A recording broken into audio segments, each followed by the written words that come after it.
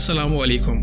एक और किस्त के साथ आज हाजिर हैं। आपसे गुजारिश है कि आपको अगर हमारा काम पसंद आ रहा है कि इस चैनल को फॉलो कीजिए, सब्सक्राइब कीजिए और अपने दोस्तों से शेयर कीजिए और इस वीडियो को लाइक भी कीजिए। जानवरों से आपकी शफ़क़त और रहमदिली सिर्फ ईमान और सादे का नतीजा नहीं, वो ईमान जो शफ़क़त, मेहरबानी और हर चीज़ के साथ एहसान से लबरेज था। आपका दिल ज़िक्र इलाही की वजह से नरम हो चुका था। आप अल्लाह की हर मखलूक पे मेहरबान और रहम दिल बन चुके थे और इस्लामी तालीमात को समझ चुके थे कि हर तर कलीजे यानी ज़िंदा जान पर शफ़क़त करने में अजर है। नेज़ ये कि किसी हैवान को नाजायज़ इस्तेमाल करना, इसका गला काटना, गैर फितरी अमल के लिए मजबूर करना और उसकी ताकत से ज़्यादा से बोझ डालना शरअन जायज़ नहीं। आपने ऐलान कर दिया था कि आप इस खच्चर तक के ज़िम्मेदार हैं जो रास्ता ख़राब होने की वजह से इराक़ में फिसल कर गिर गया। इस मकाम पे सीरत फ़ारूक़ी की चंद ऐसे दरख्शां अबवाब का जिक्र किया जा रहा है जो इंसानी तारीख़ हाफ़ज़ा में आब ज़र से लिखे जाने के काबिल हैं। मुसअब बिन दारिम से रवायत है कि मैंने उमर बिन ख़त्ताब रज़ियल्लाहु अन्हु को देखा। एक सारबान ऊँट चलाने वाले मालिक को मार रहे थे और कह रहे थे, तुमने अपने ऊँट पे इतना बोझ लाद दिया जिसे उठाने की वो ताकत नहीं रखता।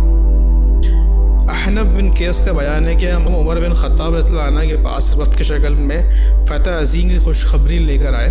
आपने पूछा, आप लोग कहाँ ठहरे? मैंने कहा, फ़लाँ जगह। फिर आप मेरे साथ चलकर यहाँ तक आए और हमारी सवारी यानी कि ऊँटों के करीब पहुँचे। एक एक को गौर से देखने के बाद फरमाया, क्या तुम अपनी सवारियों के बारे में अल्लाह से खौफ नहीं खाते? क्या तुम्हें मालूम नहीं कि इनका भी तुम पर हक़ है? इन्हें खुला क्यों नहीं छोड़ दिया कि घास चढ़ते? एक मरतबा उमर सल्लल्लाहु अलैहि वसल्लम ने ताज़ा मछली खाने की ख्वाहिश ज़ाहिर की। आपके ग़ुलाम यरफ़ा ने मछली लाने में 4 दिन लगा दिए। 2 दिन जाते हुए और 2 दिन आते हुए। एक टोकरा मछलियाँ ख़रीद कर लाया। फिर यरफ़ा सवारी के पास खड़े होकर जिस्म से पसीना साफ़ करने लगा। उमर सल्लल्लाहु अलैहि वसल्लम ने सवारी को देखकर फरमाया, उमर की ख्वाहिश पूरी करने के लिए तूने एक जानवर को अज़ाब में मुब्तला कर डाला। अल्लाह की कसम, इस मछली को मैं चख भी नहीं सकता। उमर सल्लल्लाहु अलैहि वसल्लम ने एक ऊँट देखा जिस पर बेबसी और बीमारी के आसार बिल्कुल नुमाया थे। आप ऊँट के पास पहुँचे और अपना हाथ ऊँट के दुम के पास रखकर खरीदने और देखने लगे। ख़ुद को मुखातिब कर कहने लगे, मैं डरता हूँ कहीं तेरे बारे में अल्लाह मुझसे बास परस ना कर ले।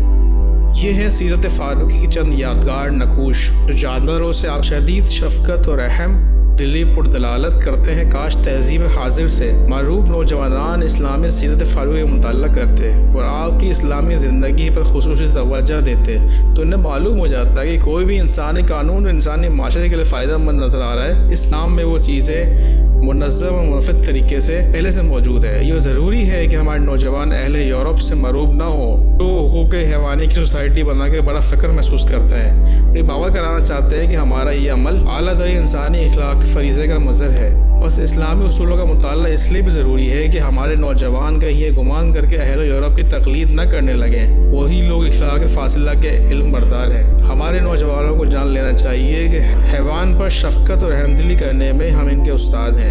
हालांकि हर कानून में कुछ ना कुछ फ़ायदा होता है।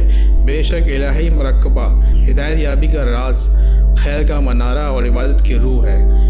एक बीमार ऊँट को देखकर उमर फ़ारूक का इस दर्जा खौफज़दा है कि कहीं अल्लाह इनके बारे में बास परस न कर ले। ये है इस्लाम की बरतरी और फजीलत का राज, एक ऐसी हैसियत और खौफ जो दिल को सुकून अता करे। क्या कोई हाकिम जिसे अल्लाह ने अपने बंदों के मामलात के ज़िम्मेदार बनाया हो इस खशियत और मुराक़बत के बग़ैर इलाही मासिबा से निजात पाने का कामयाब हो सकता है? नहीं, हरगिज़ नहीं। आज के लिए इतना ही। अगली किस्त के साथ दोबारा हाजिर होंगे। जब तक के लिए अल्लाह हाफ़िज़।